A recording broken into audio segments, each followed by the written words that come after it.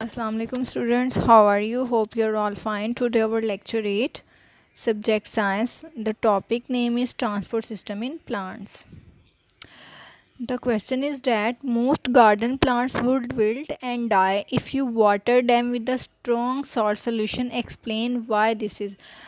Mean इसका मतलब यह है कि जो हम गार्डन प्लांट्स को वाटरिंग करते हैं with a strong salt solution, उसमें बहुत ज़्यादा हम सॉल्ट की सोल्यूशन आयंस मिनरल्स का ऐड कर देते हैं, तो फिर वो जो प्लांट्स है वो विल्ट क्यों हो जाती हैं, डाई, या तो वो मुरझा जाते हैं या फिर मर जाते हैं। हमने उसकी एक्सप्लेनेशन बतानी है कि ऐसा क्यों होता है।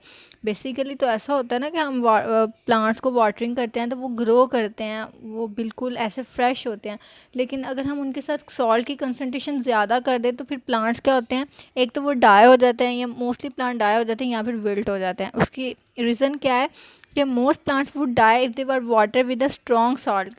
बहुत से प्लांट जब वो मर जाते हैं जब उनको हम वाटरिंग के साथ उनके साथ बहुत ज़्यादा सॉल्ट की कंसनट्रेशन या मिनरल्स आयंस वगैरह की एडिशन कर देते हैं, because the concentration of salt outside the root hair would be higher.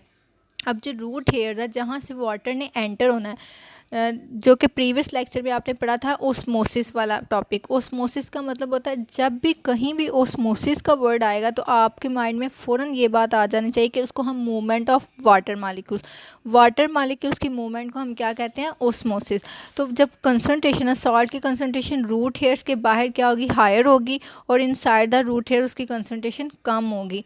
As a result उसके नतीजे में वाटर क्या करेगा, would leave the root hairs by osmosis. जो वाटर है वो ओस्मोसिस के प्रोसेस के थ्रू रूट हेयर से बाहर आ जाएगा। मीन्स के पूरे प्रोसेस में वाटर, इस प्रोसेस के दौरान वाटर को प्लांट को वाटर नहीं मिलेगा, जिस वजह से अगर प्लांट को वाटर नहीं मिलेगा तो वो ग्रो नहीं करेगा।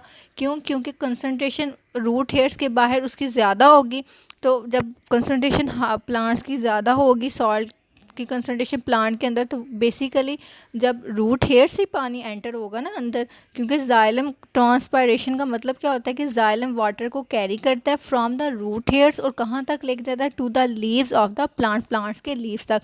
तो जो वाटर एंटर होता है ना प्लांट्स में वो रूट हेयर्स के थ्रू होता है, और इस प्रोसेस को हम क्या कहते हैं, ओस्मोसिस। क्योंकि ओस्मोसिस ऐसा प्रोसेस होता है जो कि वाटर की मूवमेंट में हेल्प करता है। तो हम यहाँ पे वाटर को बेसिकली मूव करवा रहे हैं, तो यहाँ पे ओस्मोसिस का वर्ड इसी वजह से यूज़ है।